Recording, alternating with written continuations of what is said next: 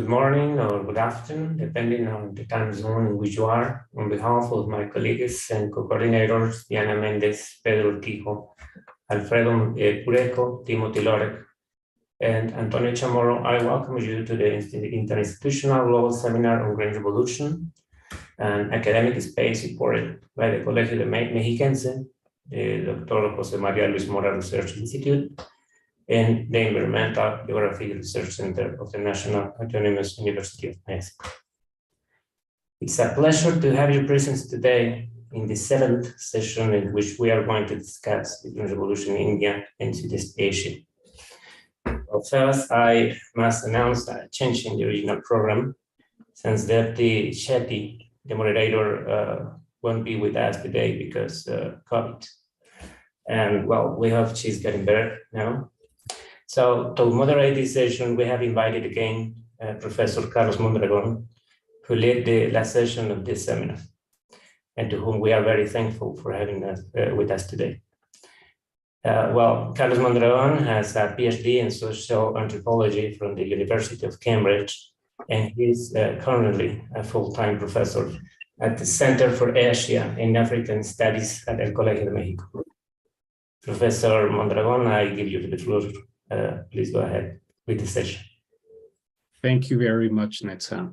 Well, it's a pleasure to be here, even though it was slightly last minute, and I'm very sorry that you won't be able to have a conversation with the moderator that was originally chosen, because of course, unfortunately, I'm not a South Asian expert, although I do have some familiarity with the work that you'll be presenting today. But anyway, it's my pleasure to be here again, and again, it's been quite surprising to see the very diverse and very talented panelists that we have here. And we're going to begin. I guess we'll just dive into this. I just want to remind all of you that we are slightly under a bit of time constraints, so I'm going to try to keep to the strict 15-minute limit for each of you. And we're going to start with Professor Haro Matt, who tells us that the central focus of his work is on practices by which communities, in particular communities in rural areas, forge social and political empowerment in maintaining and improving a healthy interaction with their living environment. Inspired by scholarship addressing decolonization, knowledge from below, and grassroots innovation, his work combines historical analysis and field studies on how farming communities and other grassroots actors respond to changes initiated by science-based technologies. A recurrent theme in his work is to challenge common perceptions about farmers as technology adopters and users. Grassroots actors are foremost producers and co-producers of technology, a perspective that opens up a more in-depth view on knowledge production and technology as an outcome of body-tool environment interactions.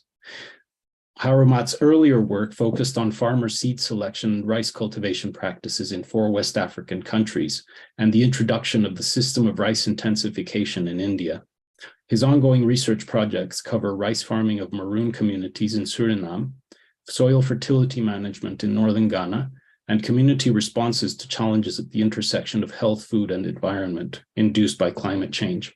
So all of these topics are I think, close to everybody's agenda here, and I'm very happy to introduce you, Professor Matt. You, as I just learned, you are joining us from Wageningen University in Netherlands. Please. Thank you. That's correct. Let me try to share my screen. Is it visible?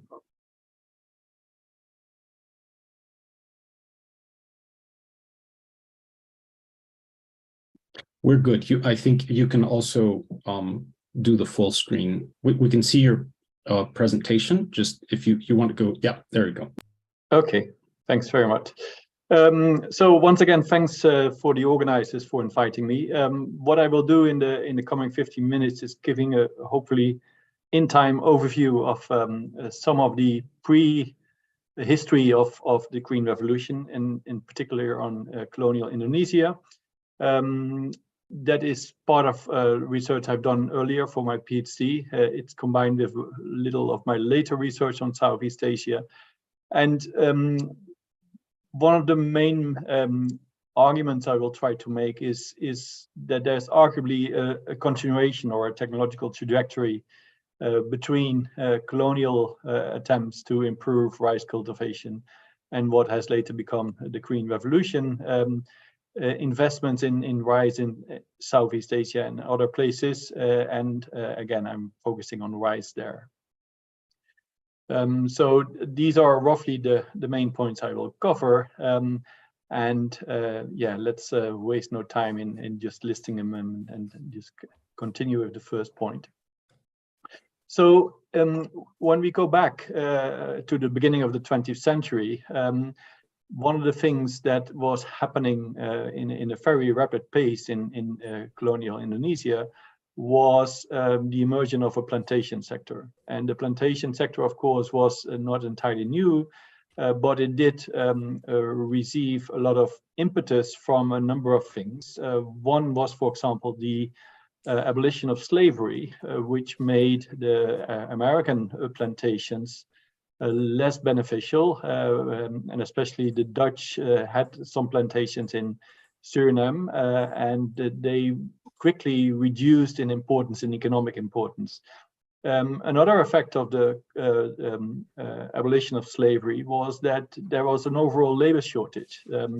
Initially, colonizers like the UK or Britain and also the Netherlands and France, they transported large amounts of indentured laborers across the globe.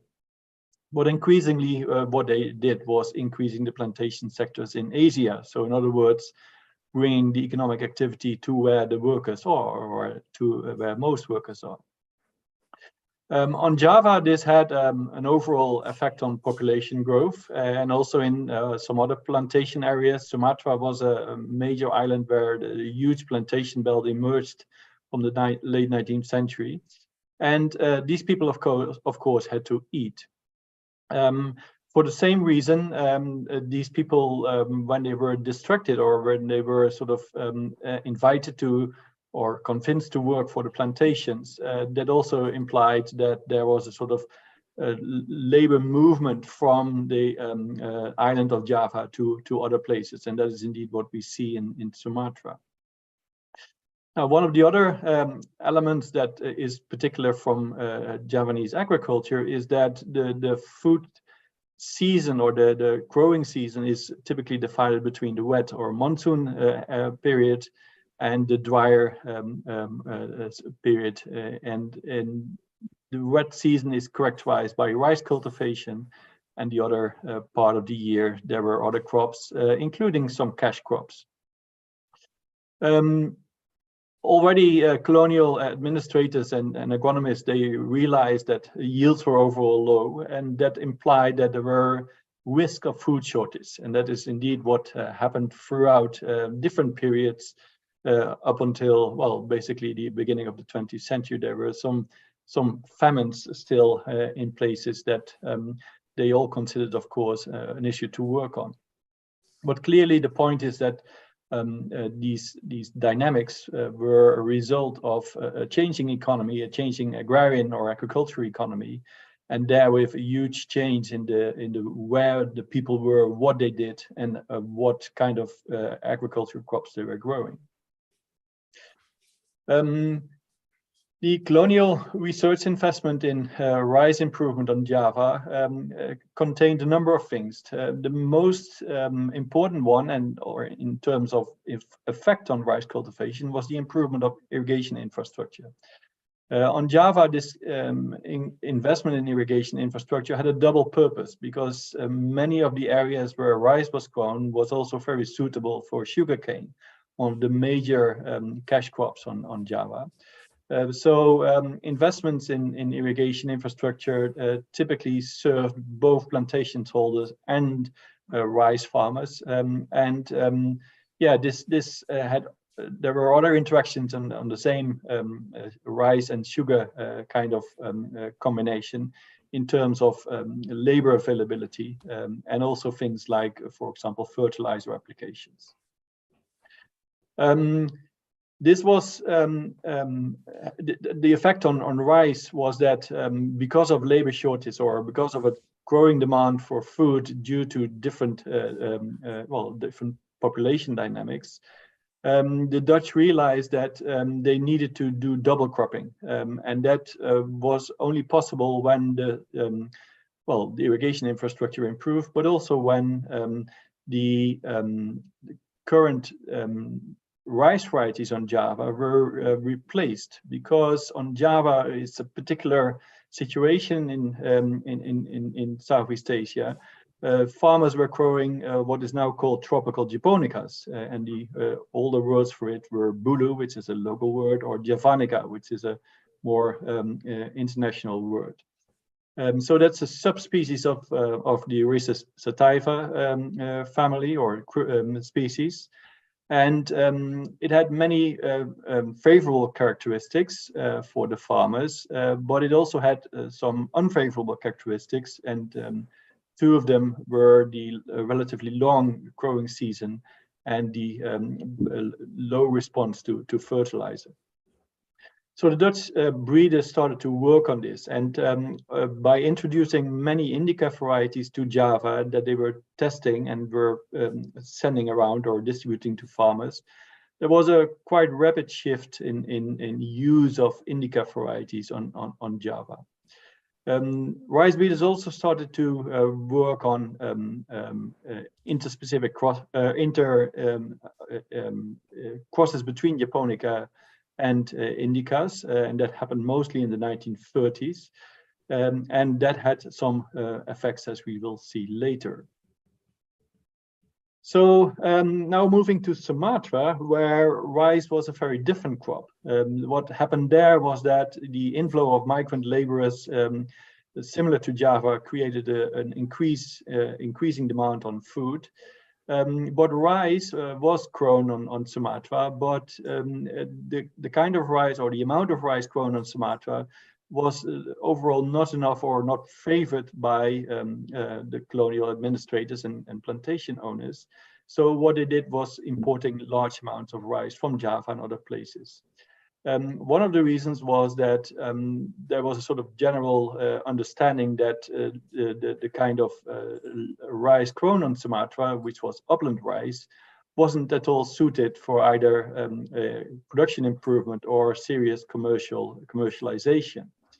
There were a few attempts in the early 20th century to introduce lowland rice on Sumatra, and of course there were a few places where farmers grew rice in inundated areas, but that was relatively low, and the colonial policy was to largely ignore that. Interestingly, increasingly through the 1930s, but it started a bit earlier already, there was more research into these farming systems of the smallholders. And one of the things that is represented in this graph is the sort of combination that these farmers were using of both cash crops and rice. So the overall strategy of the colonial policy towards smallholders was to have them benefiting from the plantation economy by sort of encouraging them to also grow cash crops like rubber and some of the other crops mentioned here. And the farmers responded well to that, as you can see from the graph. So these are all smallholder numbers, smallholder production numbers. And the other sort of advice that the government was giving was to stop growing rice, for the simple reason that it was much cheaper to buy imported rice than to grow upland rice, which was very ineffective and inefficient in the eyes of the agronomists and policymakers. And to the surprise of the researchers, the farmers did not stop stop growing rice, but continued largely on the same levels as the graph is showing. And increasingly they say, okay, this means that we have to understand the logic of smallholder farming in a different way. So there was in other words, an increasing change in the way that smallholder farmers were and smallholder farming was perceived by the colonial government. This was a minority of agronomists, and it wasn't really taken up in the agricultural policies, but nevertheless, it was substantial. Now, going to Erie, Erie basically, they were using a lot of this research, both from Indonesia, but also from other places, as we can see from this little pedigree of IR8, the first improved rice cultivar released by Erie. The beta, which is one of the parents of IR8, was a cross between the Javanica or tropical Japonica and Indica varieties that we see here. The real story is a bit more complicated than the simplified scheme. But basically what we see here is that it was an effect of introduced varieties in the colonial period from other places, China and colonial India, Bangladesh, current Bangladesh, with some inbreeding of the local tropical Japonicas. The other main parent of IR8 was basically a dwarf rice variety from colonial Taiwan. And interestingly, colonial Taiwan had very similar developments in terms of serving both a growing a growing sugarcane plantation sector and making sure that food security, both in Taiwan itself, but also some export to Japan, was secured by increasing the rice production. So, of course, the story about the effects of the Green Revolution rice are known. So there was double and occasionally even triple cropping and heavy investments in other inputs, etc. So, as points of discussion, what general lessons can we draw from this short story, this short overview? First of all, clearly the high-yielding varieties as produced by Erie benefited small farmers or specialized farmers with access to inputs, which is something that is similar to the colonial period. The upland rice and intercropping addressed by Erie was addressed by Erie, but only much later and with much less funding. So to some extent, you could say the history repeated itself. But many of the lessons that were drawn on intercropping and upland rice later by Erie, and we're talking about the 1980s, etc., then some serious research was done on upland rice, were already known in the 1930s and 40s. And lastly, of course, and that its related point is that these insights on smallholder farming systems, as they developed in not just in colonial Indonesia, but also in other places, were largely ignored. And that's it. Now I need to stop sharing, I think. Thank you very much indeed, Haro. That was a really brilliant presentation, and certainly I have questions I'd love to discuss. But so I'll just keep those for the question and answer section of our panel. And it's now my pleasure to introduce Dr. Dominic Glover, who is a fellow of the Institute of Development Studies at the University of Sussex. Dr. Glover's research has focused principally on agriculture, technology, and technological change, principally in small-scale farming and food systems, mostly in countries of the global south, including India, the Philippines, Nepal, Madagascar, Kenya, and Ethiopia. Dr. Glover also teaches on topics relating to sustainable development, agriculture, and food systems, and property relations. Dr. Glover, please. Thank you very much for the introduction, and let me share my screen. Carlos, it would be great if you could confirm that you are seeing my screen now. I am, Dominic. We're good. Wonderful. Thank you very much. So my title today is Heirloom Rice and the Green Revolution, a perspective from Ifugao. It's probably appropriate that I mention that I'm not speaking on behalf of the Ifugao people or the province of Ifugao. I mean that it's a perspective that I obtained when I went to Ifugao and I started to see rice in a different way. And my presentation, I think, complements Harro's very well. Harro and I have worked together in the past. We were colleagues in Wageningen for a number of years. So I think that there will be some connections and continuity between our two presentations, which I hope will be good. I'm very grateful for the invitation to take part in this series, which I have followed from the beginning with great interest. So my presentation today is going to focus in large degree on this publication from 2017 that was written together with Professor Glenn Davis-Stone about heirloom rice in Ifugao, which is located in Ifugao province of the Cordillera Central in northern Luzon in the Philippines. And in this paper, we wrote about the conversion of Ifugao traditional land races from an anti-commodity into a tradable commodity. I'm not going to talk about anti-commodities in this presentation. Harro is a great source of information on that, but perhaps I can answer questions if people are curious about the anti-commodity concept.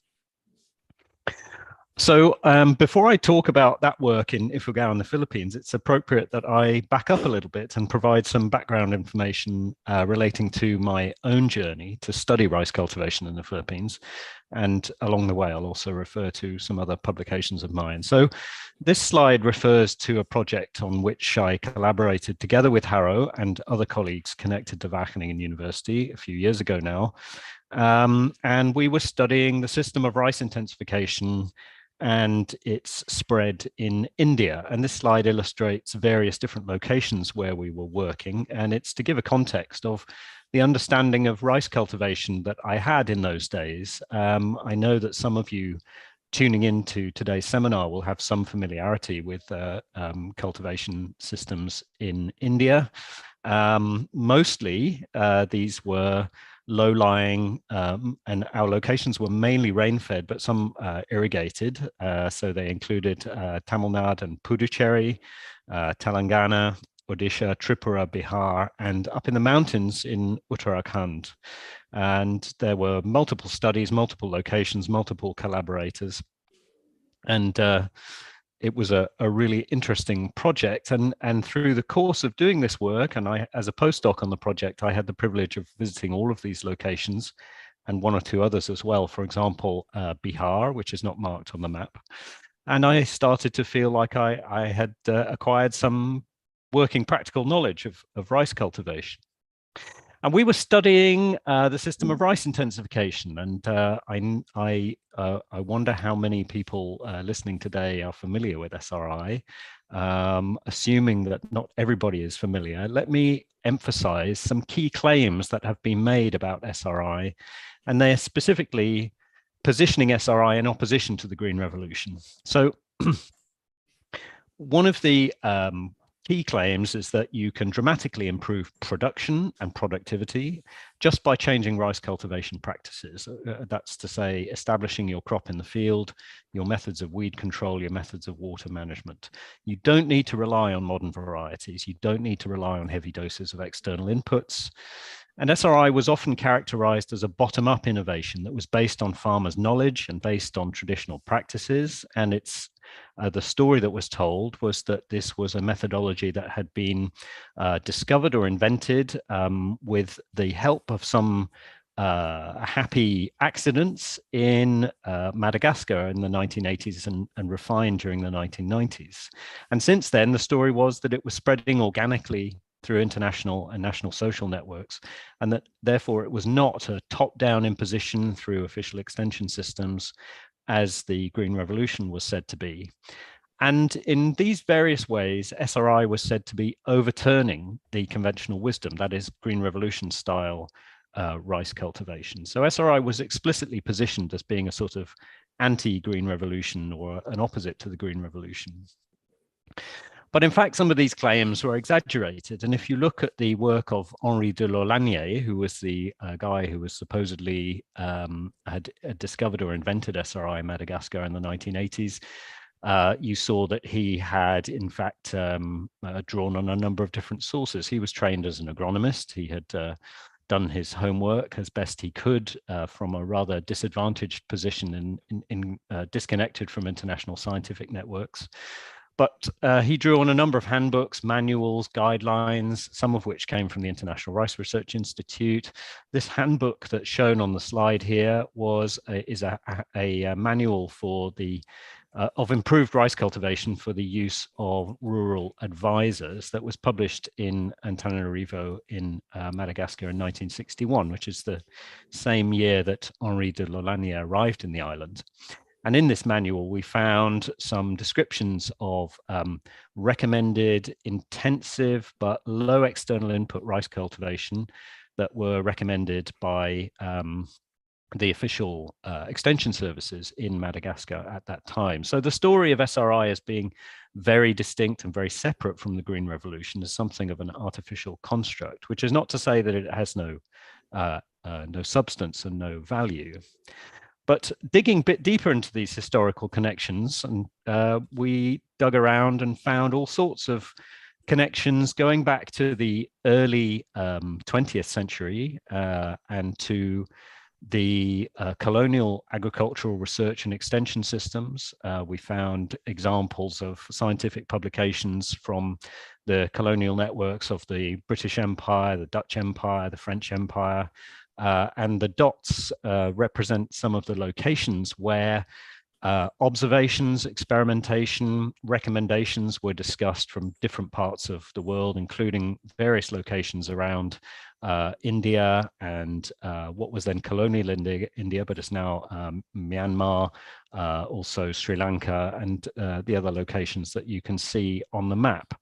So this was stretching back to the colonial era, but I'm not trying to say that SRI was really an invention of colonial agricultural science, because what you also saw described in these scientific journals was an interaction between the scientists and the farmers. There was very often reference to local farmers' practices or to farmers' experimentations, and to working with farmers in experimental field trials. So it was more of an interaction between the way rice was cultivated and the inputs of scientists trying to experiment and try out alternative ways to cultivate rice.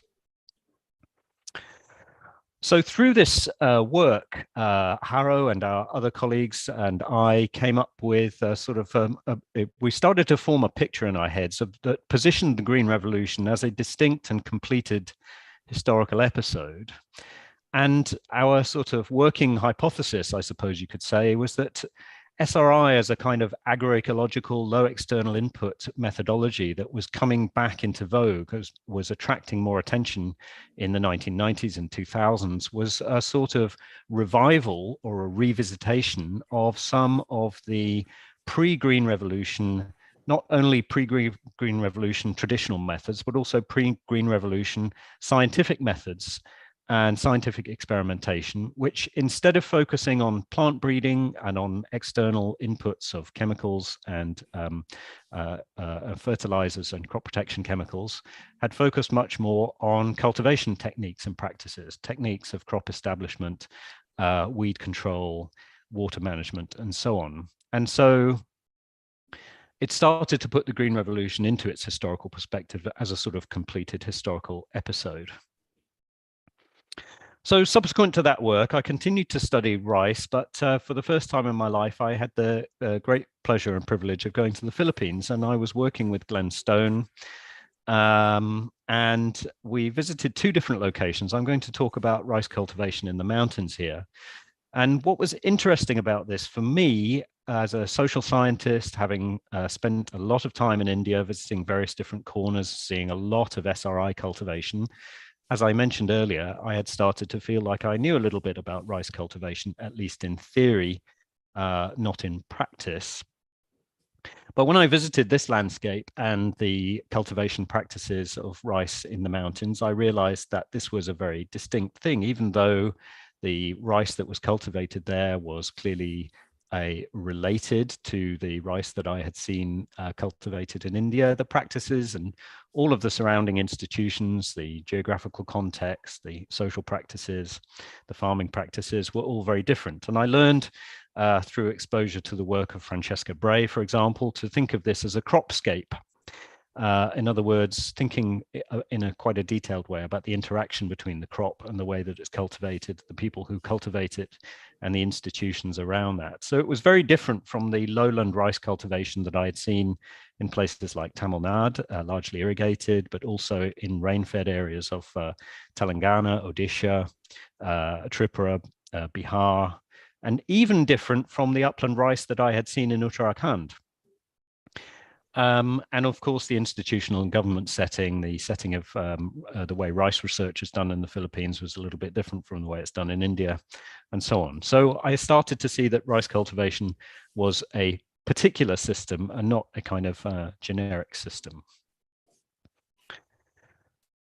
Now, one of the things that we were looking at in Ifugao was the revival or the new interest in what was being called heirloom rice. And the naming of heirloom rice was kind of a novel invention, and it was putting a label on traditional rice varieties in order to commodify them. But another interesting observation was that there were two projects running side by side and in parallel. They were connected, but they were rather different. One of them was called the Cordillera Heirloom Rice Project, and that was a partnership between Eighth Wonder, a social enterprise established by a former Peace Corps volunteer from the United States, in collaboration with a non-profit NGO called Rice Incorporated in the Philippines, and working with the Rice Terrace Farmers Cooperative in Banawe, Ifugao. But at the same time, the International Rice Research Institute, in partnership with Phil Rice and funded by the Philippine Department of Agriculture, and also working with the RTFC, was running something called the Heirloom Rice Project underneath the Consortium for Unfavorable Rice Environments. So this was conceived as an investment in rain-fed upland rice growing areas that that were acknowledged to have been neglected by Green Revolution research and not to have reaped benefits of Green Revolution research. Now, these were curiously connected and curiously disconnected projects, but what they shared in common, apart from working in the same areas and also with some of the same farmers, was this concept of heirloom rice and the idea that what was needed was to help commodify traditional rice varieties so that they could be sold for a good price to affluent consumers in places like Manila, but also the United States. And they were trying to both conserve and promote traditional rice varieties and the landscape where they were cultivated and the traditional practices with which they were cultivated, while also helping farmers to achieve a decent livelihood. And this is a rather curious thing for Erie and Phil Rice to be doing, because of course Erie is a sort of iconic institute of the Green Revolution, and the Green Revolution was in many ways all about trying to replace traditional cultivars. And in fact, Erie had a research station in the mountains for a number of years, trying to breed modern rice varieties that could be cultivated in the upland areas, and without very much success. So largely traditional varieties remained and still remain the only ones that could be grown successfully, certainly at the highest elevations. And the steep and narrow rice terraces that you see in the picture were unsuitable for mechanization, often unsuitable for row planting. And so the sort of conventional template, the kind of one-size-fits-all model of lowland irrigated flooded paddy rice cultivation just didn't fit very well in this landscape. And so the Cordillera Heirloom Rice Project and the Heirloom Rice Project were attempting to revalorize these traditional varieties and their connections to place, culture, tradition, and history in order to help the farmers achieve a livelihood. And this involved a kind of a delicate balancing act between conservation and innovation. And these trade-offs were sometimes a little bit concerning, but not so much for the farmers and the people living in the landscape, but more for people either who wanted to romanticize the traditional varieties as being an unchanging heirloom passed down through the generations. Also a bit challenging for those who thought that the modern techniques of crop breeding in the Green Revolution had provided all of the answers. So it was a kind of rather confronting and challenging situation for both sides. But in fact, I think the relationship is rather more complicated. In this image, what we see is a woman who was transplanting a modern rice variety. And as you see in this image, she was cultivating a field that was right down in the bottom of the valley, probably the mildest temperatures. And what you see in the fields surrounding her plot, or higher up from her plot, are traditional rice varieties that are ready for harvesting. And yet she has already set to work to transplant a modern variety that her son had provided from one of the lowland valleys down below. And rice is mobile. It moves a seed. It moves through the landscape on trucks and in bags, and genes also move. I've been talking recently to rice scientists, and they've been telling me that, in fact, the movement of rice genetics from between plants is probably the norm rather than the exception. And so I think it's a highly plausible story that there's been a mingling of traditional varieties and modern varieties at the genetic level. We know that the farmers that were growing the traditional varieties were using the money to buy lowland varieties for domestic consumption. And as I saw here, this woman was actually attempting to cultivate a second harvest of rice in fields where traditional varieties would formerly have been grown.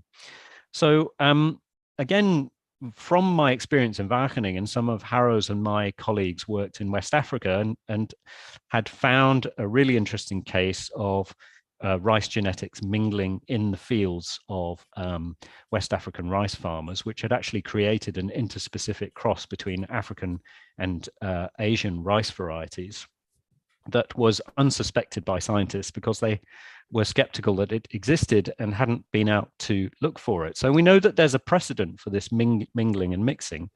And as I say, I think it creates a challenge both for people who believe in the romantic notion of an unchanging heirloom that passes down through the generations, and also challenging for the idea that the Green Revolution was a monolithic enterprise that only served the farmers in the lowland irrigated areas, because some of the farmers here in Ifugao are doing their own thing. And I think we should pay more attention to what they're doing and possibly try to learn from it, both about the practice of rice cultivation and the norms and practices of rice research and development. So to summarize the essence of my presentation, what I've been talking about here is that our work on rice cultivation systems in India and the Philippines was about non-Green Revolution rice cultivation and non-Green Revolution methodologies.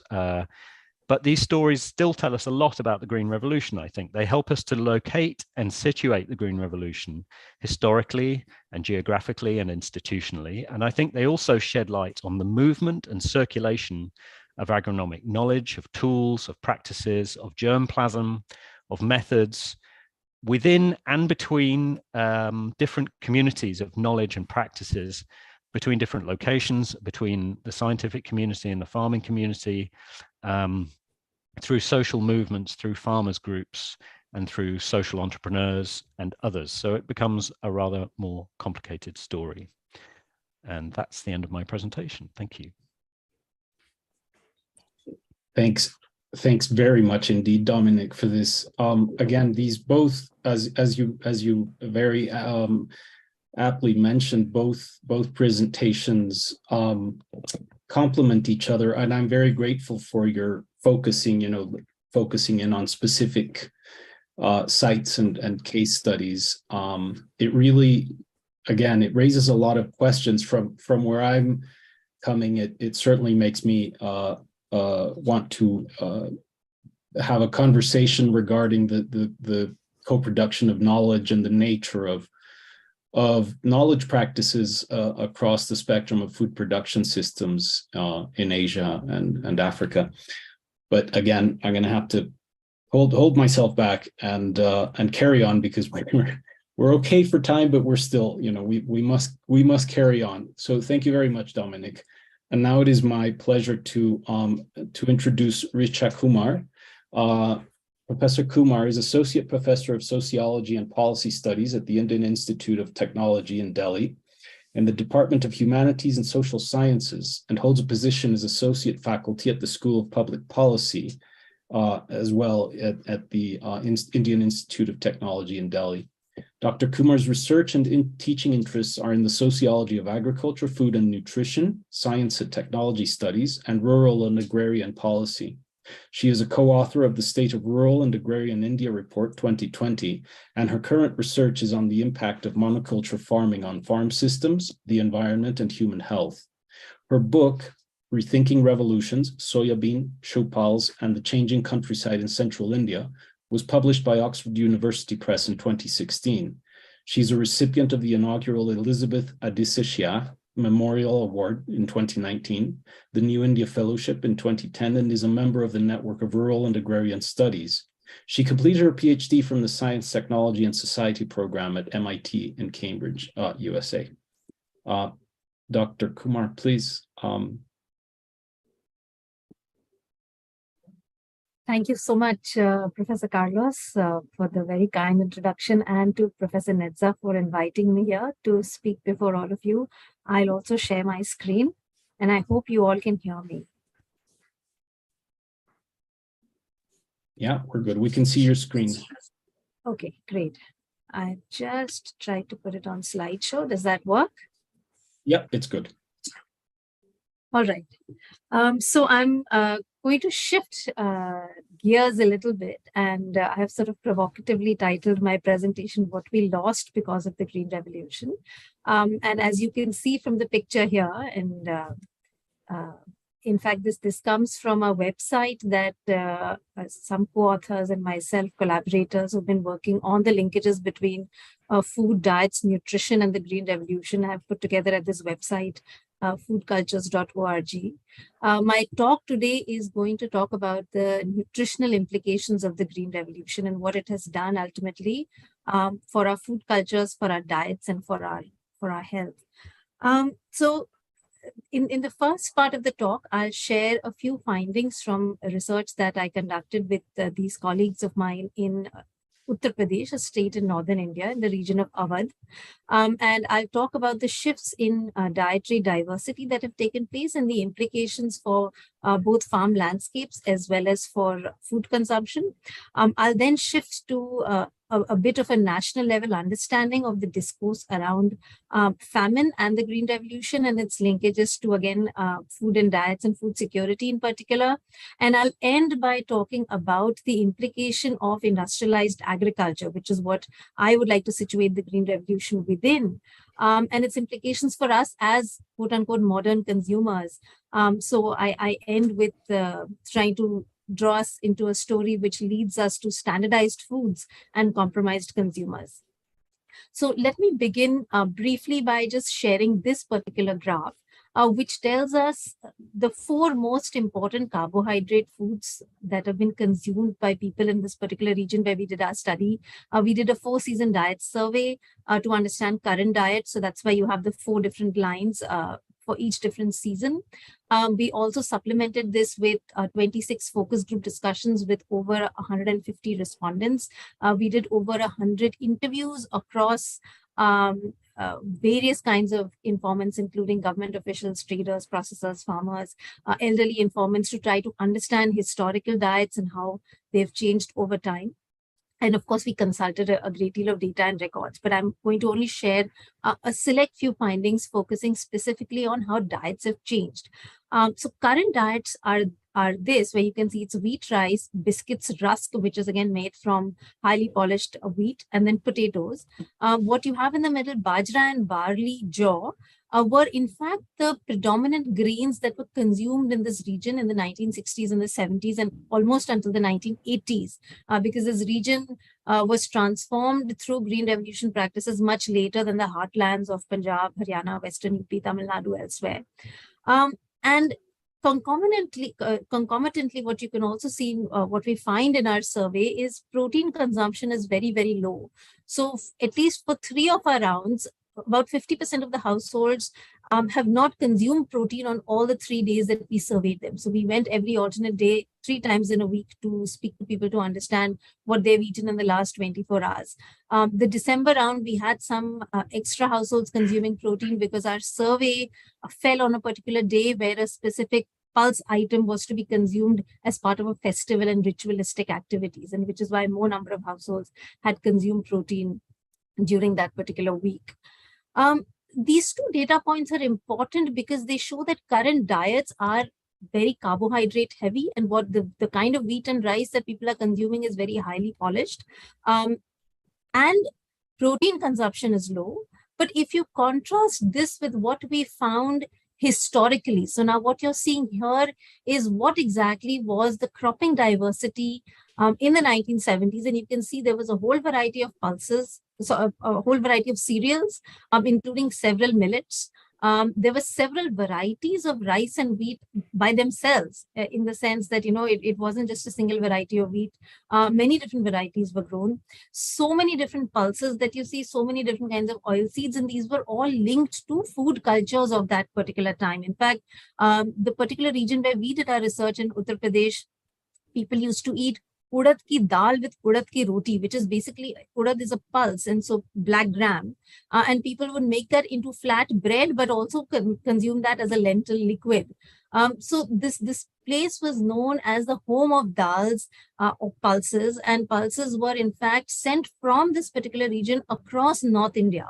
It was Sitapur, the particular location where we were in, was famous for its dal mills at that particular time. It was also famous for groundnut mills. And so groundnut was a very important part of diets, especially in the winter season.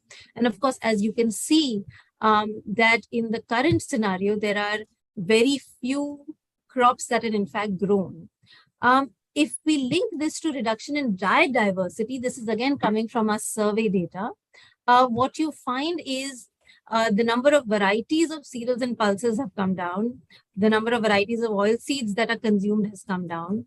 Vegetables, the ones that you see with a star marked on them, so that's leafy vegetables, edible flowers, fruits, fish, animal and bird meat, all of these were in fact obtained from common lands. So that is wetlands, forests, fallow lands, so-called, wastelands, which were in fact populated with all kinds of fruit trees and other kinds of food items that people would collect.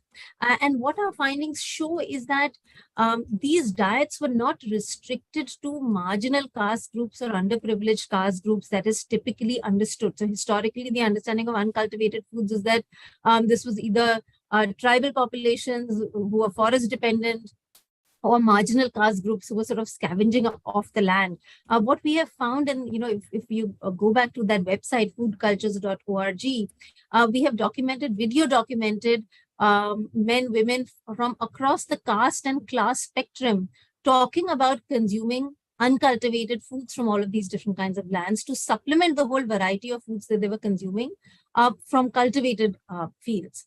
And of course, what we have discovered, my apologies, I am trying to show another particular slide, but maybe it's later on in here.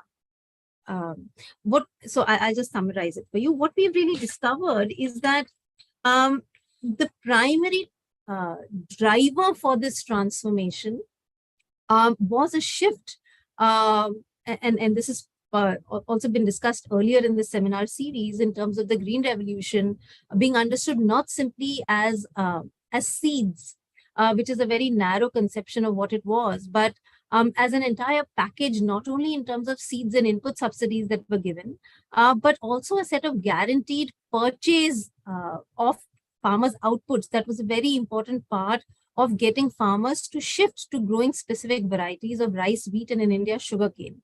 So what we see is a shifting, not only in the region of Awadh, but across India, starting with the Green Revolution heartlands, and then eventually going into the dry land regions where you don't have much water, but still with the availability of irrigation, with the availability of tube wells and being able to extract groundwater, farmers across the country have shifted land away from growing multiple other crops to growing specific varieties of rice, wheat, and sugarcane in particular. And supported, of course, with seed technology, supported with market guarantees. This agricultural intensification not only transformed cropped land, but it also led to bringing a lot of this other land which provided these uncultivated foods, such as wetlands and forests and grasslands and wastelands, into cultivated land, growing specifically these kinds of varieties, the Green Revolution varieties. Now, of course, what that implies, and I'll go back here, is that people's diets have now become very, very highly polished carbohydrate heavy. They've become deficient in protein. This is more ironic because this is a region which was famous for its pulses and protein availability, and including, as you can see in here, a significant amount of animal, bird meat, fish consumption that was practiced in this region across multiple caste groups, including some upper caste groups as well as underprivileged caste groups in this region. Dairy products were a very important part of the diet, and their availability has reduced because of specific pathways of commodification of milk, where much of the milk is now going to urban areas and not being consumed by rural households. So, I'm telling you all of this story, and it could very well be that you might be thinking that, well, sure, nutrition has been a difficult story here. And maybe, we have lost the plot when it comes to nutrition. But isn't it better to be alive rather than to be concerned about malnutrition? Because typically the Green Revolution story and narrative has been justified by talking about the gross levels of, low yields, but backward technologies. But more than that, the story of famines. So the idea that, India was this Malthusian time bomb, and in the 1960s and 70s, without the Green Revolution, people would have starved to death. And what part of my work, building on the work of several other people who've been writing about this, tries to show that this narrative has very selectively and incorrectly or inaccurately looked at the historical reality of famines in India. And so, and also really not understood the logic of hunger. And so if one goes back 150 years ago to the famines where 30 million people, according to unofficial records, while 13 million people, 13 million people, according to official colonial records, between 1870 and 1902, about 30 million people died in famines in this country. There is now so much evidence to tell us that they died not because of a lack of availability or lack of production of food, but because of specific government policies that took away the food, either exported it, sent it elsewhere, prevented farmers from growing food crops, forced them to grow cash crops, reduced access to the commons, a whole variety of other things that policies did to precipitate the kind of large-scale deaths that we saw. Similarly, analysis of the Great Bengal famine of 1942, 43, 44 shows that it was policies related to the World War that skewed the entire food situation in Bengal, and it really had nothing to do with underlying productivity or production during those years. And again, similarly, the Malthusian narrative of the 60s and 70s relies on this notion that just because India was importing PL 480 wheat, that it had an underlying production problem. But again, there is a lot of data telling us that we were importing this wheat specifically in years when we had high production. This import itself depressed our prices and disincentivized our farmers from growing certain kinds of crops, including wheat. And the analysis of food was restricted specifically to very few crops such as rice and wheat. It didn't really take into account the fact that the masses, in fact, in our country ate millets. It certainly didn't take into account any of these things that you see on your screen here, the kind of uncultivated foods that were part of people's diets. And so the category of food was a very restricted category in understanding what people ate. But the most important fact that we found out from our particular research in Awadh is that hunger is really not a characterization of the entire population. Hunger has to be understood in relational terms and in seasonal terms. So yes, specific groups of people were hungry, underprivileged caste groups, especially, who did not have access to land, who did not have access to, in some places they were not even allowed to farm. Or to grow specific cereal varieties, including wheat. Those were the groups of people who faced hunger. Whereas at the same time, we have, oral testimony from elderly respondents from privileged caste groups telling us that they used to have night patrols and they had to protect their grain from being stolen by different kinds of people. And so this relational aspect of hunger is very, very important to understand. Across, research by Amartya Sen on entitlements, as well as other research on famines, shows that people who perish are the ones who see a steep fall in their entitlements and are not really able to demand food. And moreover, hunger is also linked to seasonality. So in the seasons where food grain availability specifically goes down and reliance on the commons becomes more, what you have is actually specific social groups experiencing specific periods of hunger. So rather than imagining an entire nation as being hungry and starving and seeing famine and thus in need of being saved by the Green Revolution, what all of this research is arguing for is situating hunger in its social, political, economic, historical context, and then understanding the relationships that are shaping it. So finally, I want to talk to you about the last part of the implication of the Green Revolution for diets and nutrition. From the point of view of consumers, which is that not only did the Green Revolution as part of this industrial logic of production, because the Green Revolution effectively changed things on the farm where all inputs came from industry, whether it was fertilizer, whether it was pesticides, the tractor, the petroleum, all of it came through the industrial process and from industry. So not only did the Green Revolution transform the input side and the farm side of things, it also transformed the output side and the consumption side of things, because all the output that consumers were also now eating came after being industrially processed. What you will see here is, this is again based on our research in Awadh, is that historically, when wheat, for example, was processed on the stone chakki, it retained a lot of its bran and it retained a lot of its nutritive value. But when it started being processed in the roller flour mill, which is the Green Revolution technologies and the broader subsidies that were given to create rice mills, flour mills across the country, you lose a lot of the nutritive content in the grain itself.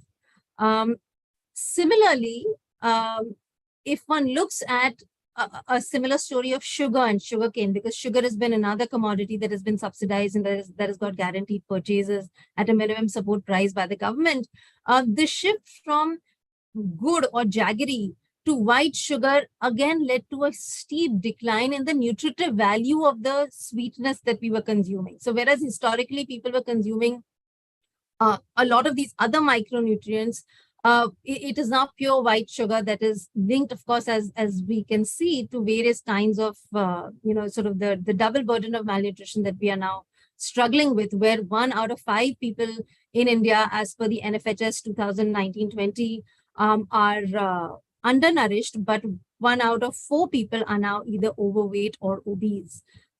This is also sharing a statistic from the United States, which is suffering from a similar problem where nearly 70% of their adult population is either overweight or obese. And so this industrial processing of foods in large scale standardized production systems are trying to create a standardized consumer that is going to be consuming these kinds of foods and is consuming these kinds of foods. But what it has also done is created a compromised consumer, as we saw in the last 2-3 years with the case of COVID, with diabetes being an important comorbidity factor, high blood pressure being an important comorbidity factor. Our nutritional logic has really come undone. And in a large part, this can be attributed to the logic of the industrial logic of the Green Revolution. And so while, to conclude, what I wish to state is that it's time that we sort of get over the fetish of the Green Revolution, saying that it saved 1 million people, and we really stop making Borlaug the sort of hero that we presume he is. Because we destroyed a great deal in the process and we didn't quite understand what we had in the past. We looked at our past as though it was deficit and deficient. Certainly the colonial encounter extracted a great deal, drained a great deal of money, resources, wealth from India, and that needs to be taken into account as we understand our past. But the logic of the productivist logic of the Green Revolution has done far more damage rather than actually brought any kind of gains. It's created this very lopsided space where we only have few crops that are counted predominantly as food, everything else that has been neglected. It's time that we really change the paradigm to something far more agroecologically suitable, not only for the land, but for our own health. Thank you.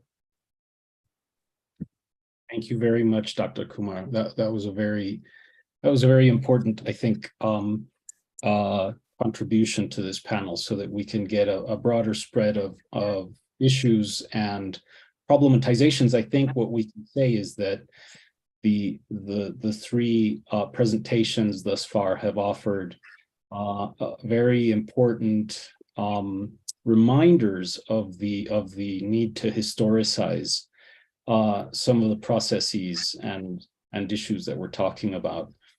So I hope we will be able to take up some of these issues during the question and answer session. And I'll just press on and present our final panelist for today, Professor Prabhu Pingali.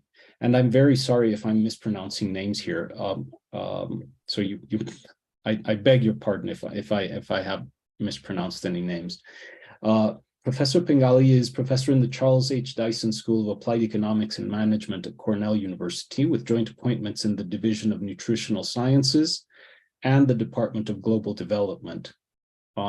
Professor Pingali is the founding director as well of the Tata Cornell Institute for Agriculture and Nutrition. Prior to joining Cornell, he was the deputy director of the Agricultural Development Division of the Bill and Melinda Gates Foundation from 2008 to May 2013. That must offer some interesting perspectives on what we're going to discuss here.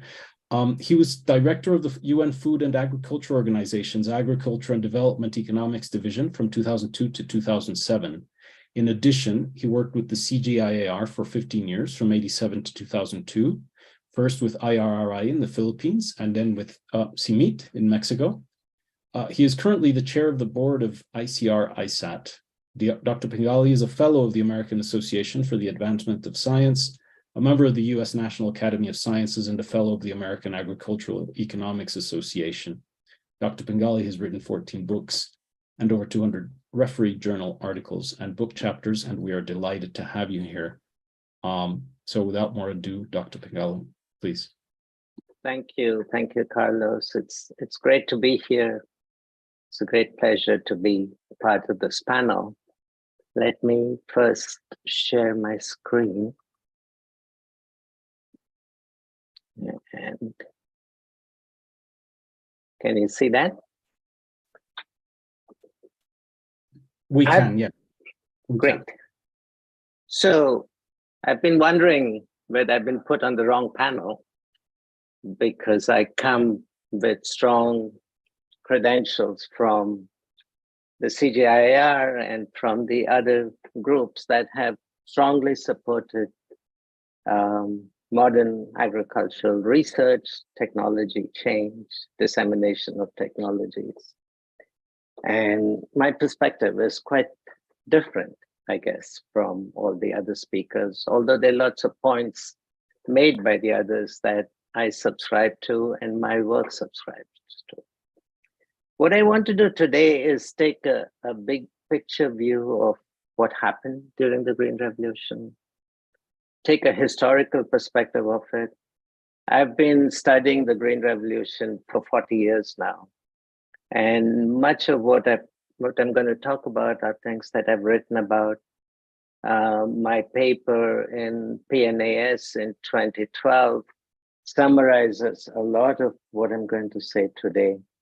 And also a book chapter that I just released a couple of months ago by the title of Lessons from the Green Revolution for the 21st Century, Agriculture, Growth, and Food Security.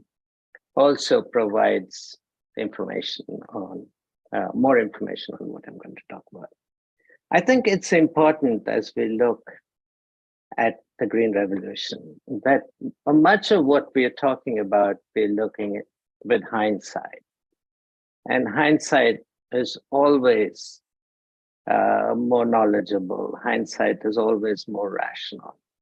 And I think we need to realize that decisions were made based on current situation as it existed in the 1960s, etc. And while people have talked about famines and the role of famines, I think when I think about the Green Revolution, one of the most striking slides for me is this one. It shows the historical rate of famines globally, not just in India, not just in China, but globally, looking at what really happened for centuries. For centuries, famine was part of a common phenomenon that the world was living with. And look what happened since the 1970s. We've actually made famine history in this world. Now, one can argue, did increases in agriculture productivity do it? Are there other reasons for it? We can all have a discussion around it.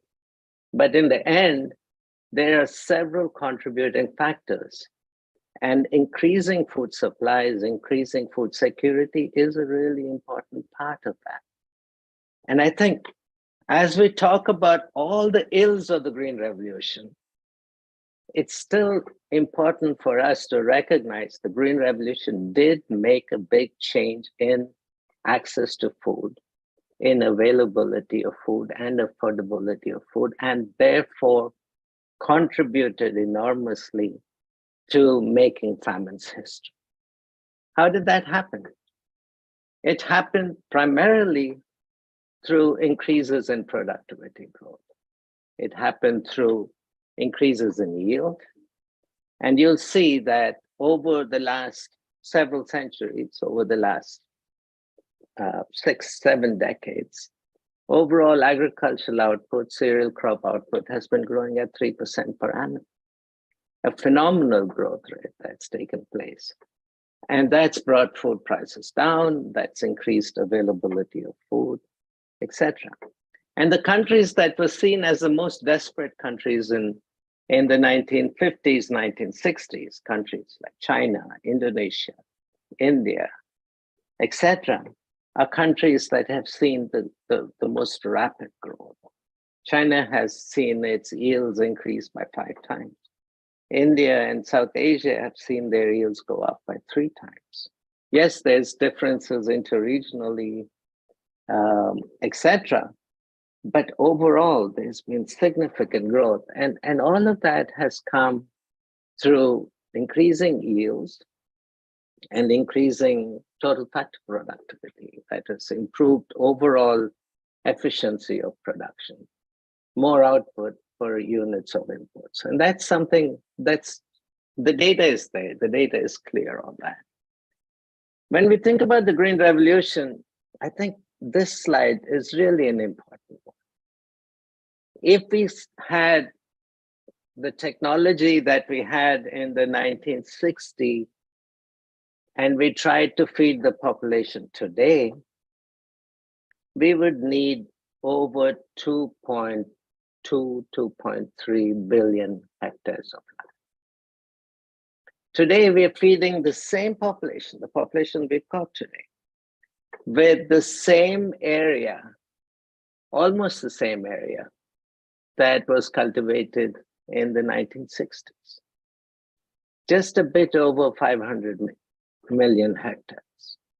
That's a phenomenal change. That's a really important issue to remember.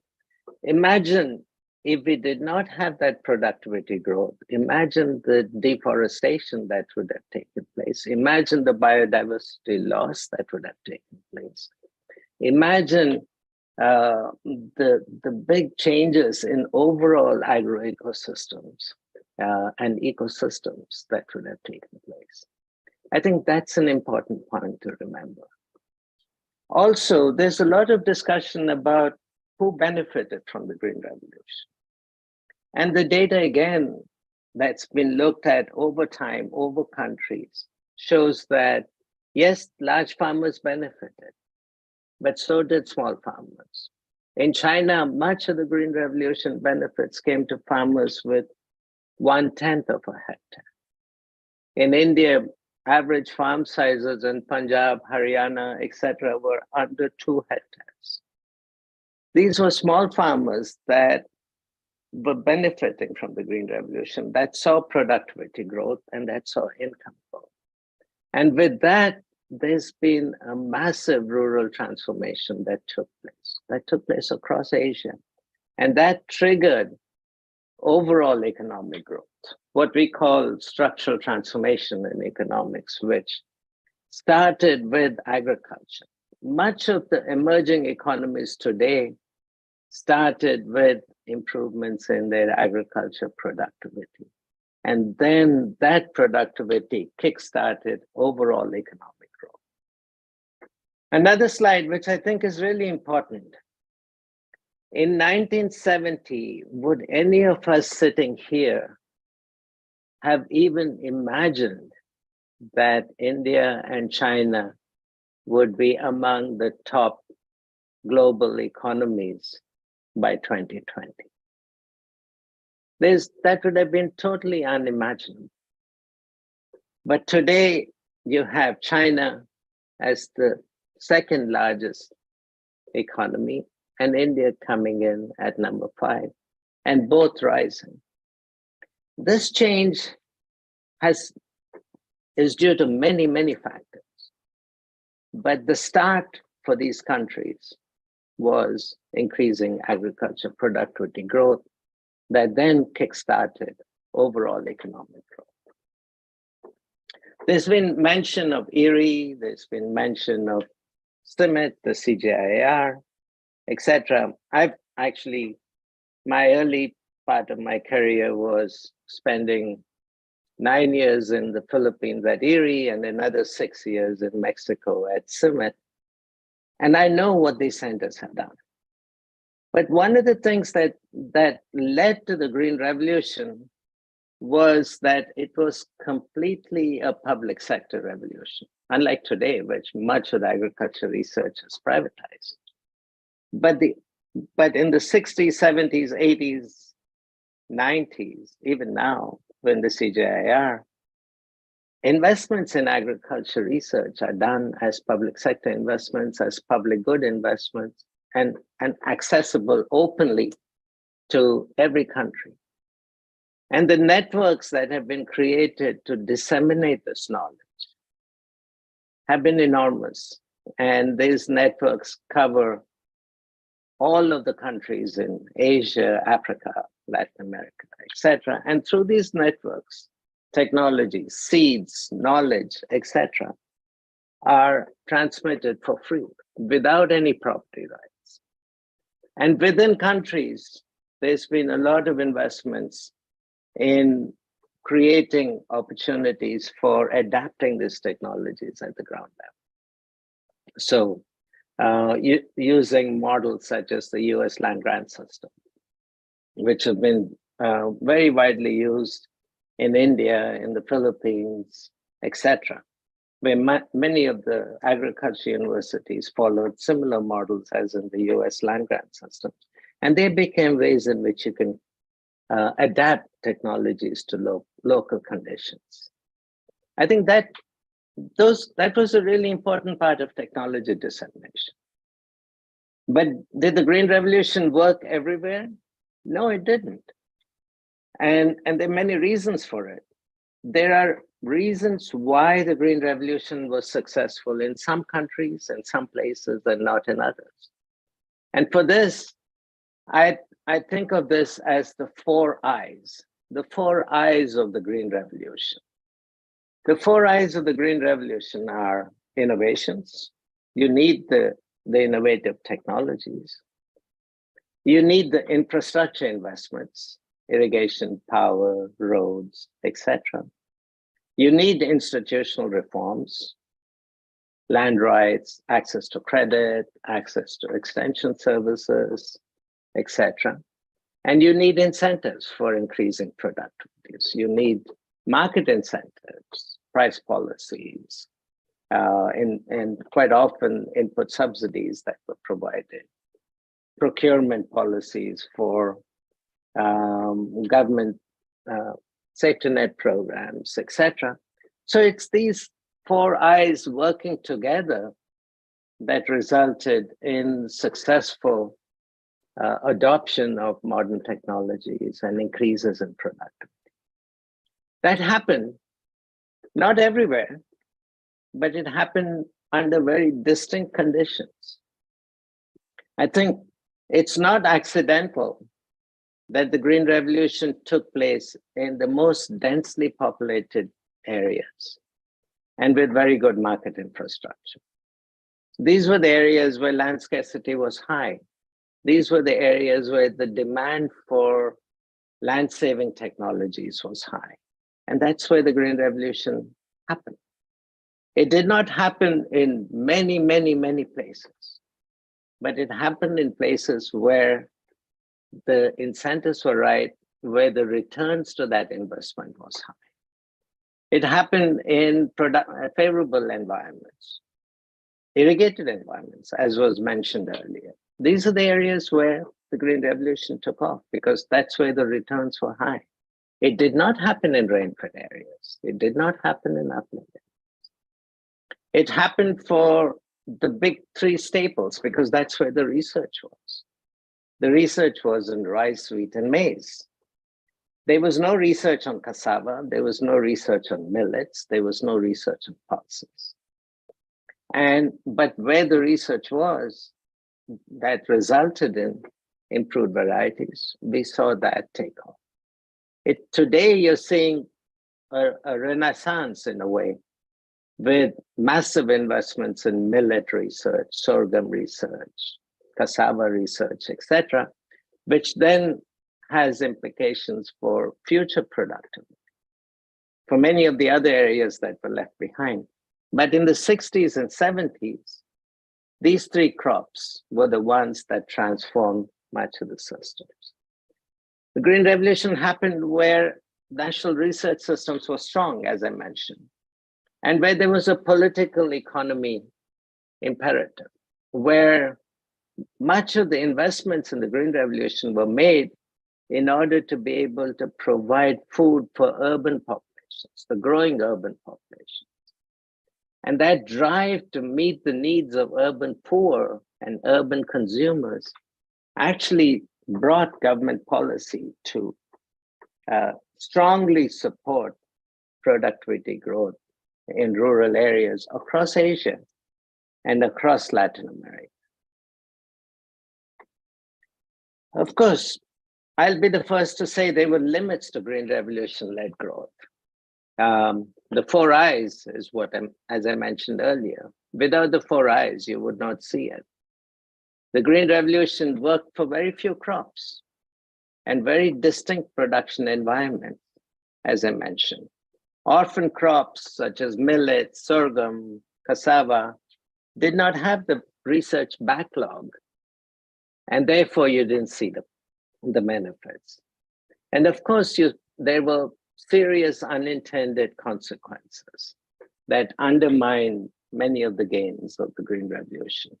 Environmental consequences, ecological consequences, health consequences, etc. These were important, and these needed to be addressed. And if you look at the evolution of research within the organized research system, many of these issues were being addressed over the years after that. But if you try to say, okay, what's the record? The record has been mixed, and the data shows that the record has been mixed. We've been able to address calorie hunger, and we've addressed calorie hunger quite significantly. Yes, they're still hungry people, but they're not hungry today because there's lack of food or lack of supply of food, but it's an access issue. But that's different from micronutrient malnutrition. We do see, even in areas with significant food supply, even in areas where Green Revolution is successful, has been successful, micronutrient malnutrition continues to be a problem. This is an area that I do a lot of work on today, and I've written quite a bit on this. And much of that is related back to the persistence of Green Revolution policies today, and I'll come back to that. We continue to see higher levels of rural poverty, especially in areas that were left behind, especially in more marginal environments which continue to have low agriculture productivity, etc. And I think part of the problem there has been there's not been enough income generating job creation outside of agriculture in order to absorb labor from agriculture into non-agriculture sector. But that's a discussion we can come back to. Landless laborers, small farmers continue to lag behind. And that continues to be a challenge. Women have definitely not benefited as much as men, and households that are led by men. Women-led households have suffered quite a bit, even in areas where the Green Revolution has been successful. And as I mentioned earlier, much of the Green Revolution success has been in very distinct production environments, in the very favorable environments, and not so much in rain-fed areas, upland areas, etc. I mentioned Green Revolution policies. The emphasis of the Green Revolution era, and when I say Green Revolution era, I'm talking about the 1960s, 70s, and up to mid-80s. The emphasis of the Green Revolution era was to increase the pile of grain. This is very clear. That's what was needed. And because of that, price policies, input subsidy policies, procurement policies, and all of these were put in place. What was not realized then, and what's now the problem, is how to change these policies. How to remove the subsidies on fertilizer, the subsidies on water, the subsidies on power, without creating a revolt among the farmers who benefited from this, and without a collapse of governments. What we saw with the farmers' strikes in India a couple of years ago is a reflection of the political economy of the persistence of Green Revolution policies. And that persistence of these policies have then hampered our ability to move to a food system that's more diversified, a food system that's more nutrition sensitive, and a food system that's more sustainable. So I think the problem has not been the technology. The problem is the persistence of Green Revolution era policies that have prevented us from transforming ourselves from a staple grain-oriented food system to a more diversified and a more sustainable food system. I have a slide on Africa, but we can come to that if we have time for discussion. So as we look forward, we've got many challenges. And I think it's important to think about these challenges as different from the challenges which were there in the 1960s. Today, the challenge is much more in terms of the rising demand for diversity, diet diversity. And how do you meet that? So how do you create a food system that meets this rising demand for diversity of diets? We are dealing with stubbornly high malnutrition rates and rising obesity, as Richa just mentioned. I think rising obesity and malnutrition are dual problems that are facing the food policy community across the developing world, particularly in emerging economies such as India, where we are seeing these rates rise very, very rapidly. And how do you address that? Well, I've argued in several papers that the solution to undernourishment, micronutrient malnutrition, and obesity are the same. It's increasing the availability and affordability of micronutrient-rich food, vegetables, fruit, livestock products, etc. If the investments are made in those directions, we'll be able to address some of these micronutrient malnutrition problems, both from undernutrition and overnutrition point of view. Much of the discussion around small farm agriculture is around self-sufficiency. But small farmers are not just producing for themselves. Small farmers are also business people. They want to produce for the market. They want to respond to market signals. They want to be competitive at the market level. And I think the market infrastructure, the policy infrastructure, the value chain infrastructure that allows farmers to be connected to markets and allows farmers to grow with growth in market demand is a really important part of the change that needs to take place. And of course, as we look forward, the environmental trade-offs, the climate trade-offs are very, very significant. And it's not as if government policymakers have not seen that these are a major trade-offs, and these are major problems that need to be addressed. The problem has been that much of the policy community hasn't been able to figure out a way to get beyond the political economy problem of changing Green Revolution era policies. And I think that's an area where a lot of intellectual discussion needs to take place. So what's the way forward? I think I've been arguing for a crop neutral agriculture policy.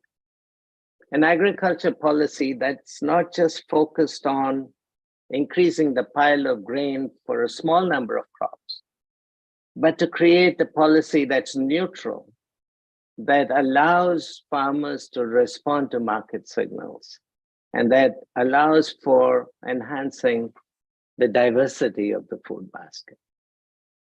I think for the marginal production environments, the regions that have been left behind, Eastern India, for example, much of Sub-Saharan Africa, for example, these are areas where agriculture continues to be an important source for growth, for smallholder growth, for poverty reduction, etc. And these are the areas where we need to keep increasing overall agriculture productivity. But one needs to do it in a different way than it was done in the 60s and 70s. One needs to look at how do you enhance the diversity of the system? How do you increase productivity of the crops that are grown in these areas, the millets, the pulses, the root crops, etc. I think that's where future research emphasis needs to be. And I'm glad to see that significant amount of research in India today is now focused on millets and pulses. And I think that's a good direction to move in. As we look ahead, we need to explicitly address the welfare of rural women. Look at ways to empower rural women, look at ways in which growth strategies, technology strategies are inclusive of rural women. We need to be looking at ways in which we invest in rural markets and value chains and make them accessible to smallholders, because that's the growth opportunity. And that's the way in which smallholders can meet the needs of urban consumers and at the same time improve their overall incomes and welfare. We need to look at incentives for being much smarter and more efficient in farming and input use, looking at environmental climate trade-offs, etc. And the last point is a large part of the food safety net programs in India, but also in other parts of the world, have been focused on staple grains. And that focus on staple grains has then triggered a supply response from farmers, such as in the Indian Punjab, etc., that provide into these procurement systems for safety net programs. One needs to look at ways in which you can diversify those food baskets in the safety net programs, provide a diversity of commodities, not just grains, but pulses and oil seeds and other commodities that can come in. And with that improved diversity, you then include the regions that are left behind and that have a much greater comparative advantage in producing these orphan crops that the Green Revolution did not place a hold. So my final point, one can point to a lot of bad things about the Green Revolution, and many of them are true. But one can also point to a lot of very good things that happened to the Green Revolution. And I think it's time for us to have a balanced discourse as we move forward. Thank you very much for listening to me, and I'm happy to be part of the discussion. Thank you, Professor Pingali. Well, certainly I think we're going to have a lively discussion. In fact, the organizers and I have decided to push for another 20 minutes here so that we can at least have a little bit of questions, answers, feedback. I think because there's going to be a specific set of things, I'm sure that Dr. Kumar wants to present some of her reactions to Professor Pingali, but I think I would like to encourage the panelists or the participants to address perhaps Dominic and Haro, if you will, so that we can sort of section this into two sort of discussions and kind of organize this so that we can all get some equal feedback. I don't know if anybody wants to ask a question or make a comment regarding the first two panelists. I could start with a comment on Dominic's presentation. Okay, please. So this is about the SRI. And I was really delighted with the way you looked at SRI and provided a balanced perspective on SRI than I normally hear. But I think the rapid spread of SRI across the developing world, going from Madagascar to South Asia, Southeast Asia, etc. That was not just farmer to farmer. The World Bank invested heavily in SRI in India.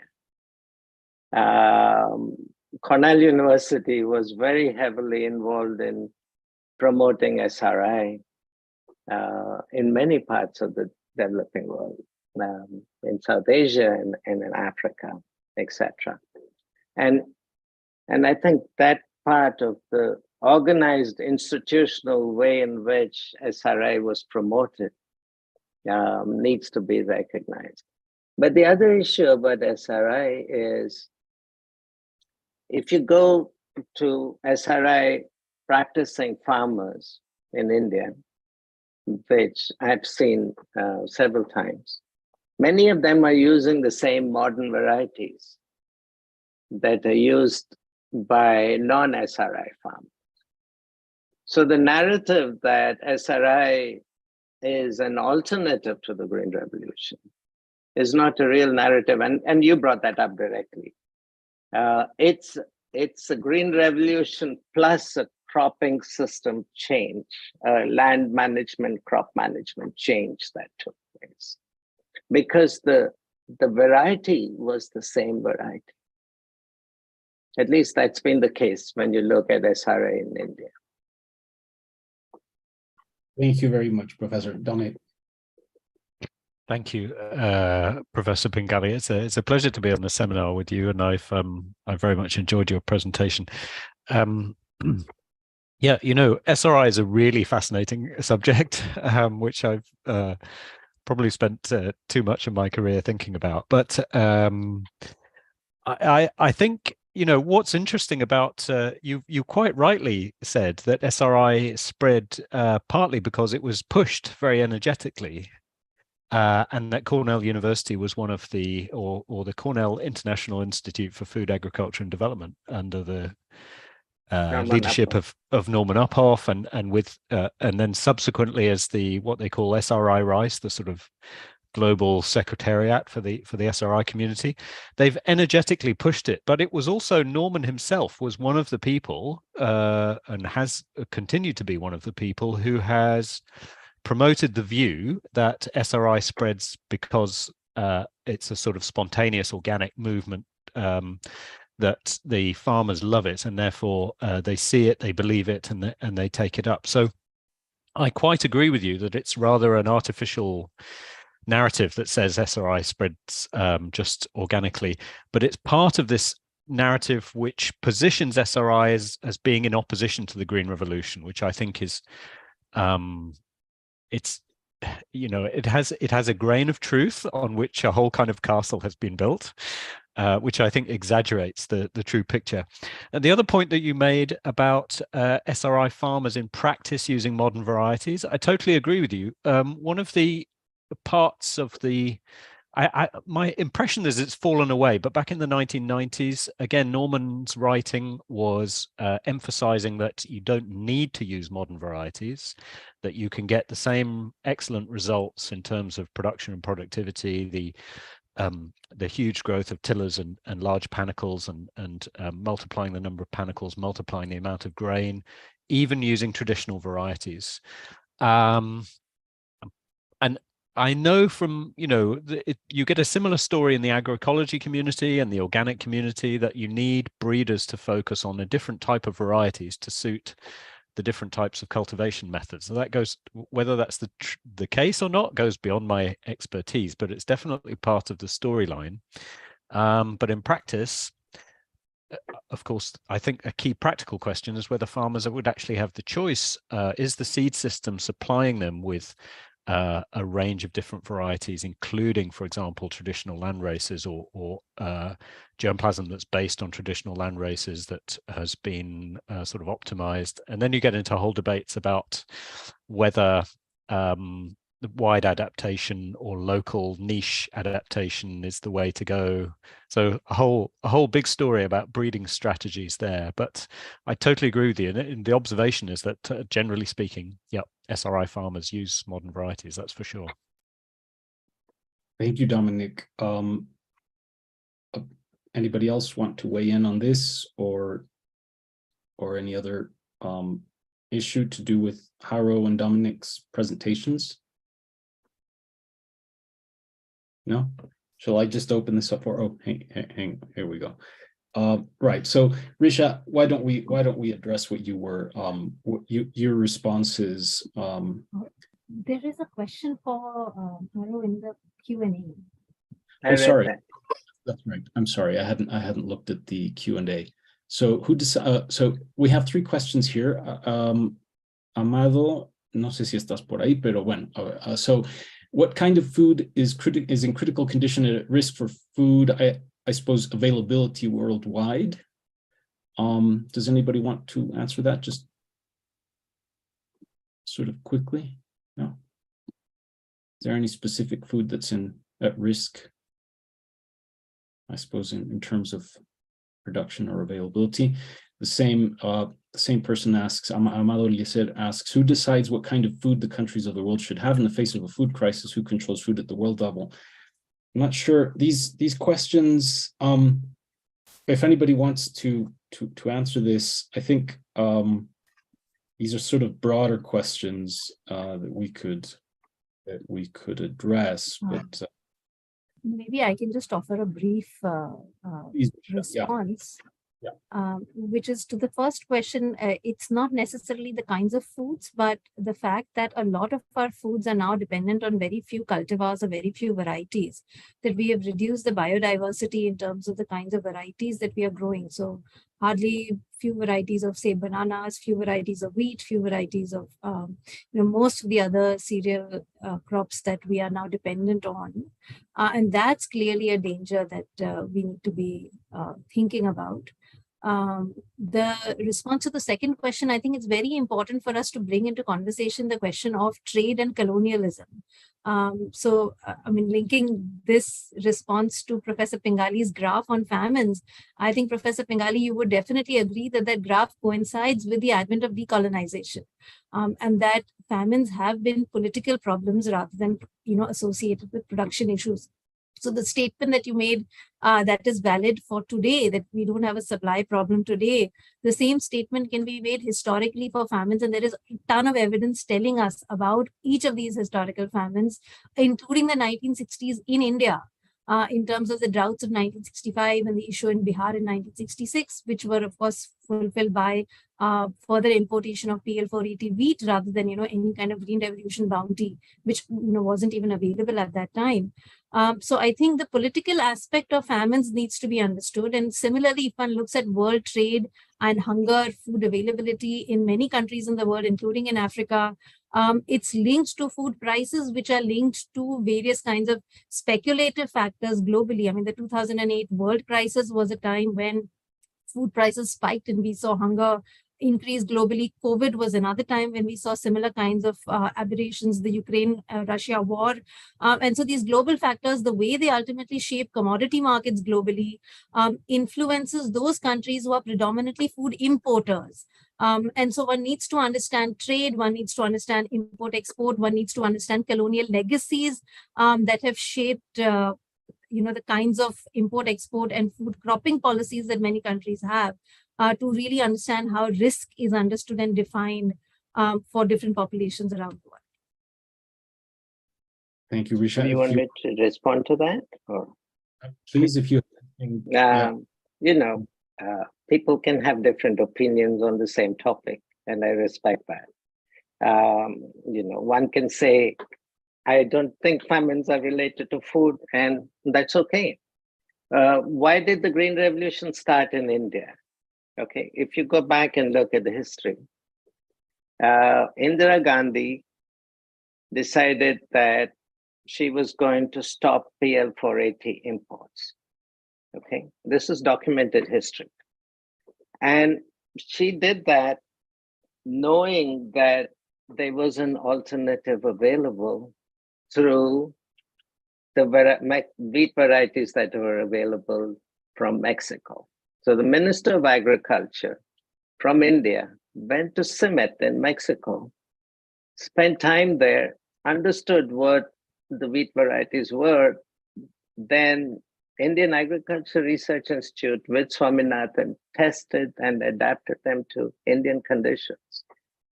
At the same time, the same thing happened with the rice varieties from the Philippines. And once that was available, Indira Gandhi made the decision to stop PL480 imports, and then rapidly promoted modern rice and wheat varieties in India. So that's what kickstarted the rapid production growth that took place as a substitute for bringing in PL480 grain. And this is all documented. There are good studies that have looked at this and shown this. And the former Minister of Agriculture, who was there at that time, C. Subramaniam, in his memoirs, actually talks about his trip to Mexico and talks about how he spent this time. And since we're in the seminar in Mexico, it's important to say this, that he spent the time in Mexico and looked at the technology, modern varieties of wheat, and then tried to say, is this relevant for India? And then the Indian Agriculture Research System took that on to adapt it to Indian conditions. So there is that enormous history there of technology change and technology research history that's interwoven into all these narratives. And I think it's important for us to remember that. One comment on, so I sound like a major proponent of the Green Revolution. In reality, I'm very balanced because I see the bad. I've written about pesticides and health effects. I've written about biodiversity loss. I've written about environmental damages, but I also see the good. I try to see both sides of the story. On the narrowing of varieties, much of the work that's been done over the decades, and if you look at the most recent varieties that are available, if you look at the genetic diversity within the varieties, the number of genes that have been brought in from other varieties into a single seed, that genetic diversity within the seed has increased tremendously. And I think that's an important change that's come in. So you may not see the spatial diversity that was historically there, but within the plant itself, within the grain itself, there's a lot more genetic diversity. And I think that's the balance that you're beginning to see. I can go on, but Carlos, yeah, I'm going to take on this. I know that I think I want to give Richa or anybody else a chance to a quick reply to that, because we do have another question that addresses Haro and Dominic's research, and I want to at least close with that one. So Richa, if you have an answer or a reply to a counter response, please go ahead. Thank you. Thank you for the opportunity. And thank you, Professor Pingali, for pointing out that history, which is important. But I want to take us back one more decade to ask, why is it that we were importing PL 480 in the first place? And so given that we inherited from the British this very unique and problematic surplus deficit rationing system, which was the legacy of World War II, and we were struggling to figure out how to provide basically how to feed our urban laboring population in the quest for industrialization and keeping wages low, we found in PL 480 a very easy solution to our problem of negotiating with the states. And so when the Americans said, here, this grain, take it for free. I mean, we paid for it in rupees, and essentially it was eventually free because that money was again spent in India for various other kinds of projects and purposes. So it was a win-win for the US, and it was a win-win for us in the 1950s at least, because then we were saved from all this negotiation, we were able to supply the urban rationing system. But instead of then investing in the kinds of distributional marketing, other kinds of networks, I mean, the Food Corporation of India was only started in 1964, 1st January, as efforts in that direction. And eventually, again, the response in terms of curtailing hunger and famine in our country is linked to those distributional aspects more than really the bounty, so-called bounty of the Green Revolution. Because again, one of the graphs that I didn't show the tables, it tells us that, in terms of per capita availability, we have, 28 kg per person more of wheat alone. But in terms of pulses and gram, we have lost 42 kg per capita. So, I mean, if one ultimately looks at overall in terms of what we have lost and what we have gained, there's really very little that we have gained in terms of the enormous stuff that we have really lost. So I think I would bring in both the colonial angle as well as the PL 480 angle to actually understand the particular decisions of the 1960s. And of course, Indira Gandhi's decision was in the face of the Vietnam War, India's opposition to it, the Indo-Pakistan War, Johnson turning the screws on us, the kind of, insulting experiences that she had in the United States. And of course, so it was a matter of pride to, not import PL 480 anymore, not be under the thumb of the United States. But those geopolitical logics are very different from, this Malthusian logic, which is saying that there was a problem of supply and production, and so we needed the Green Revolution to save us from famine. That's the kind of argument I'm trying to make. And I'll stop there. Thank you. Thank you. Yeah, I think we can all disagree on a lot of issues. And that's okay. I respect your views, and I hope you respect mine, and let's leave it at that. Thank you. Thank you very much to both of you. I'm just going to read out a question here that Jaime Ortega sent, regarding Haro and Dominic. He says, I'm very interested in the approach they have taken to their research and the way they have sought to inform themselves firsthand. By way of a general assessment, what would you say is the historiographical effect of paying so much attention to the study of the Green Revolution in India? And how has the state of knowledge in that case allowed you to move on to the study of other sites? He adds, in addition, I'd like to know more about the concept of anti-commodity, but I think I would like to concentrate on that first bit, because I think it is really important the way your both of your presentations brought out the importance of historicizing what's going on here, and also case studies that are very beautifully comparative, right? So you were quite simply, Dominic, for instance, you were talking about upland rice production in island Southeast Asia, which is a fascinating site in itself. And I think part of that brings forward or reminds us of the importance of sites and contexts. When you brought up the issue of cropscapes, that was brilliant, and the movement of things. I've recently had an opportunity to work a little bit with people in East Timor, and I saw elements of that going on in a place where there are both maize and rice production going on in lowland and upland contexts. But anyway, I don't want to lose sight of this. So could you please address the issue of the historiographical effect of paying so much attention to India in relation to the Green Revolution, and how your comparative approaches are perhaps informing different ways of thinking about this? Anyway. I want to have a go at this question, but I'd love to hear from Haro first, because Haro denies it, but he's a sort of a historian in a way, and much more so than I am. So I think the question about historiography is, I'll let Haro have the first go at that, and then maybe I'll chip in.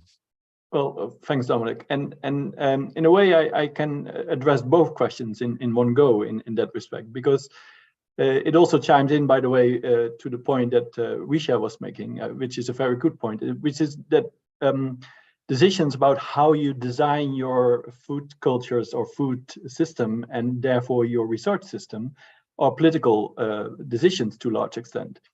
And the notion of anti-commodity also tries to bring that forward. So we developed that notion in historical work from a number of case studies that we collected in an edited volume. And the point was to move beyond the sort of general depiction of farmers as either being self-sufficient or subsistence farmers, or on the other hand, they are commercial, market-oriented farmers. So that's sort of creating a binary in terms of they either produce for the market or do for self-consumption. What we try to point out is that the anti-commodity notion tries to show how farmers created a sort of response to the commodification that was initiated mostly through colonial systems. But by doing so, they created alternatives that were, yes, anti-commodity in the sense that they didn't want the kind of commodification that was promoted by, indeed, those larger overarching political systems like colonialism. But they wanted to produce in a different way that is more varied and also includes market opportunities. So understanding those alternatives differently than just subsistence farming or self-sufficiency, I think, is crucial. And doing that also brings up the historical point that there were alternatives. I mean, a lot of the Green Revolution narrative is pointed that we had no other choice than to massively produce enormous amounts of food because there was population pressure and so on and so forth. Well, yes, there were a number of alternatives, and many of these alternatives were already sort of explored in the colonial period, and they continue to be explored by a number of smaller movements, farmer cooperatives and whatever you have, but they were never really picked up. And as I think one of the good things about, or one of the many good things of Prabhu Pingali's talk, is that he also pointed out, yes, we need to catch up on these things. We have lost on biodiversity, we have lost on being good in more sustainable ways of farming. The point that I think both Dominic and myself are trying to make is that this is not catching up from scratch. It is basically continuing and on things that were lost in an historical past that were simply overlooked or deliberately ignored as a political choice. And I think there is where both Richa's points and Dominic's points coincide with this question. Yeah. Thanks, Harro.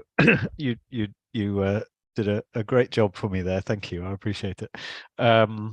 So I'm not quite sure what to say here, but let me pick up on the point that Jaime has asked about moving to the study of other sites. And I can only speak for my own personal experience. And it was rather as I described in the presentation. I had spent a lot of time in India, visited the country many times. I'd visited rice cultivation in many sites. I started to feel like I knew something about rice cultivation, and I moved to a different location. By the way, in the Philippines, we were looking both at the upland rice in Ifugao, but also down in Nueva Ecija, the sort of commercial rice bowl areas. And it was really that experience of moving from one place to another and seeing how different the rice cultivation system was, the seed system, the commercial linkages, the connections to household food security and livelihoods. So I would say actually it wasn't so much a historiographical experience, it was a geographical experience. It was about physically shifting from one place to another. But it was clearly connected in my mind to also the narratives and the stories that were spun around these rice cultivation systems. So SRI is very much a sort of, it's a story, and as I tried to explain in the presentation, it's a kind of a construction of a bottom-up innovation. But heirloom rice itself is a concept that's been conjured up to try to build an alternative kind of rice cultivation system. And what's really interesting about that is the tension that it creates between conservation and landscape preservation on the one hand and innovation in order to do things differently. It's trying to tread a tightrope between this preservation and innovation, and it's often something which outsiders are more concerned about than the people involved in the system. The people involved in the system are saying, well, these are our livelihood tools and this is our landscape and we're trying to make a living here. And I think that that's probably a common story for small-scale farmers, certainly everywhere that I've visited. Probably much more to say. I'd be delighted, Jaime, if you want to get in touch afterwards, maybe we can continue the conversation.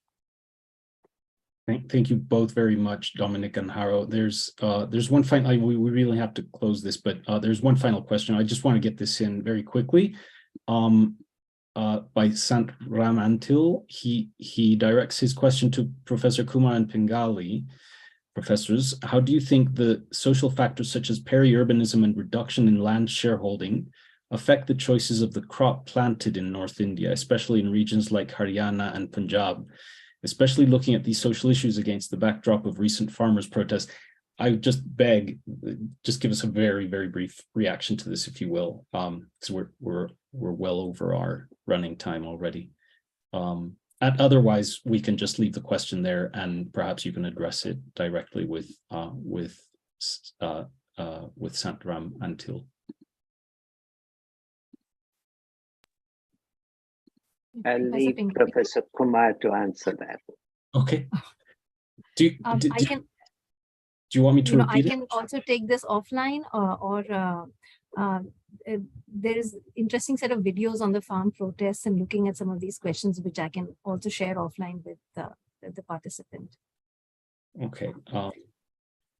Okay, then I guess we'll have to close this up here now. I'm very, very grateful to all of you and to the audience. This was a great panel, very stimulating, and certainly, although I've come in as a kind of substitute moderator here, this also very much stimulates my thinking on some of the things that I'm doing.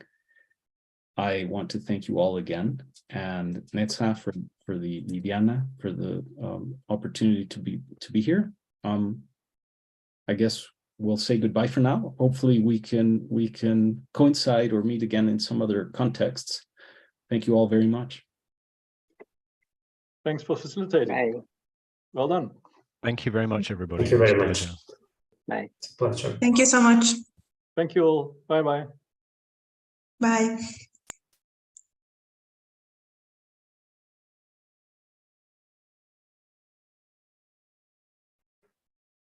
Pues bien, ¿no?